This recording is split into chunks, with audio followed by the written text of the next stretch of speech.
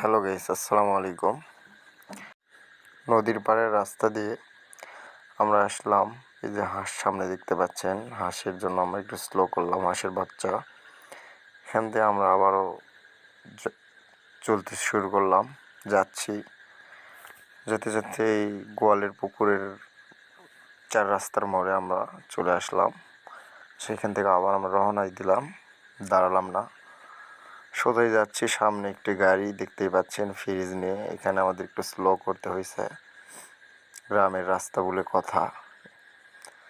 ওই দিক দিয়ে যেতে যেতে আমরা আসলাম দুদুর মোড়ে।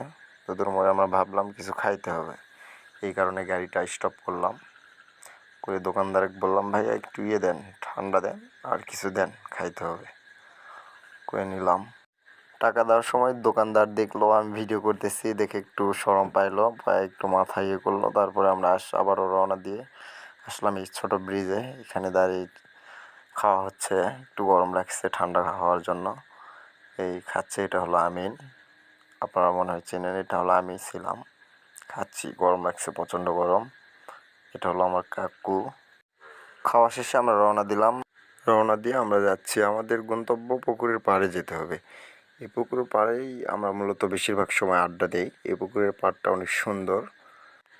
এই পুকুরের আবার নাম আছে একটা, আপনারা শুনলে অবশ্যই হাসবেন। এই পুকুর হলো বিশেষ করে মণ্ডলের পুকুর বলেই পরিচিত। এই পুকুরের পাড় এক সময় প্রচুর ভয়ঙ্কর ছিল। তো গাইস, আজকের ভিডিওটা এখানে শেষ করলাম।